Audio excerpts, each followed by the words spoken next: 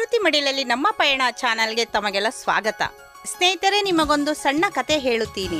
ಸತ್ಯ ಎನಿಸಿದರೆ ಎಲ್ಲರಿಗೂ ಶೇರ್ ಮಾಡಿ, ಇಲ್ಲವಾದರೆ ಕ್ಷಮಿಸಿ ಬಿಡಿ. ಒಬ್ಬ ಕುಡುಕ ದಿನನಿತ್ಯ ಕುಡಿದು ದೇವರ ಬಳಿ ಹೋಗಿ, ದೇವರೇ ನನಗೆ ಯಾಕೆ ಇಷ್ಟು ಕಷ್ಟ ಕೊಟ್ಟಿದ್ದೀಯಾ ಅಂತ ಕೇಳುತ್ತಿದ್ದ.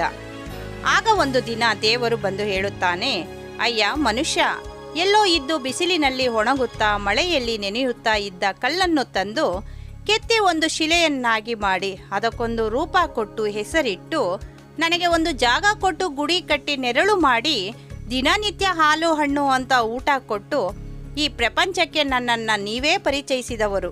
ಇನ್ನು ನಿಮ್ಮ ಕಷ್ಟವನ್ನು ನೀವು ಬಗೆಹರಿಸಲಾಗದೆ ದಿನನಿತ್ಯ ಬಂದು ನನಗೆ ಯಾಕೆ ಹಿಂಸೆ ಕೊಡುತ್ತೀಯಾ? ಈಗ ಹೋಗು ನೀನು. ಇವತ್ತಿಂದ ಕುಡಿಯೋದನ್ನು ಬಿಟ್ಟು ಅದೇ ಹಣವನ್ನು ಒಂದು ಕಡೆ ಉಳಿತಾಯ ಮಾಡು. ಕಷ್ಟಪಟ್ಟು ದುಡಿಯೋದರಲ್ಲಿ ಹೆಂಡತಿ ಮಕ್ಕಳನ್ನು ಸಾಕಿಕೊಂಡು ಸಂತೋಷವಾಗಿರು. ಆಗ ನಿನ್ನ ಕಷ್ಟವೆಲ್ಲ ದೂರವಾಗುತ್ತದೆ. ಮತ್ತೆ ನಿನಗೊಂದು ಎಚ್ಚರಿಕೆ, ನೀನು ದುಡಿದರೆ ಅನ್ನ, ಮಲಗಿದರೆ ಮಣ್ಣ.